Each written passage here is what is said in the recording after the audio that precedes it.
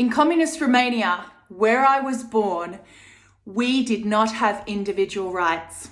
There was a restriction on our freedom of movement, freedom of association, freedom of speech.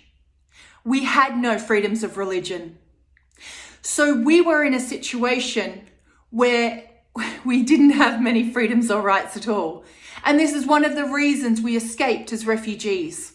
Look, I'm so grateful for Australia, for welcoming me and my family to this beautiful land, to this beautiful country. We have so many freedoms and rights in this nation that we should never take for granted. Men and women who served our country faithfully and died, such as our Anzacs, have served in order that we may have freedoms and rights. We should not take these for granted.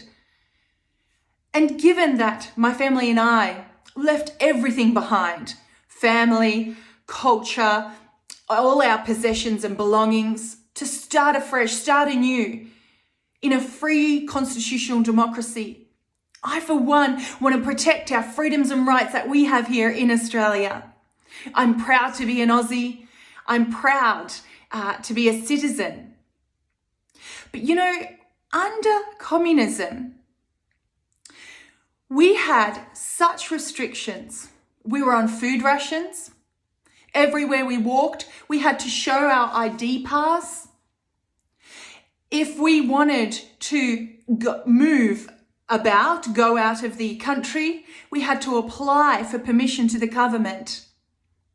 We were taught at school, if your parents say anything against the government or communism, it is your duty as a good communist to dob them in.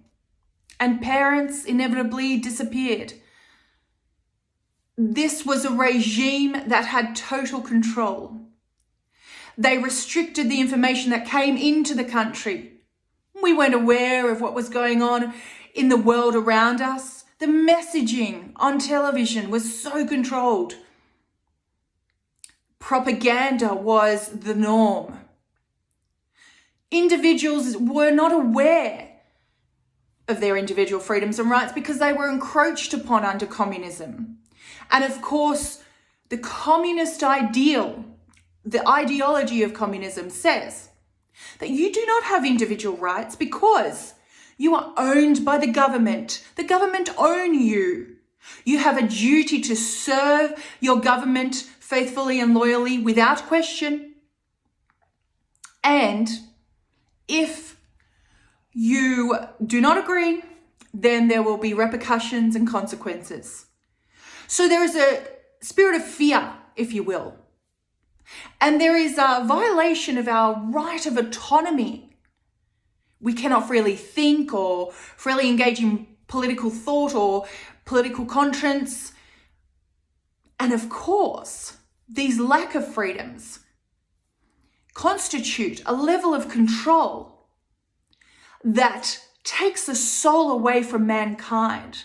Government becomes God, and government says there is no God because government is God.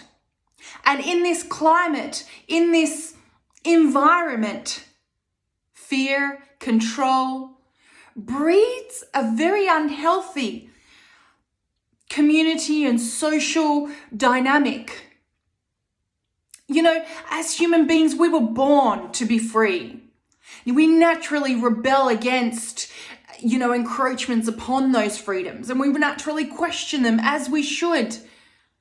It is for these reasons that I love being an Aussie. I love that we have a constitutional democracy here in Australia, but I also acknowledge and recognize, and I'm so aware that we need to protect these rights and freedoms. We need to continually fight for them and not take them for granted, but understand that when our civil liberties, when our freedoms and rights are encroached upon without a proportionate time frame and reason, then we get in trouble. What will our future look like if we slip into these ideologies of communism? If we compromise on our current freedoms and rights? It is incumbent upon all of us to uphold not only our freedoms and rights, not only to protect them, but to fight for them. What are you going to do, personally and as a community, to ensure that our freedoms and rights are protected?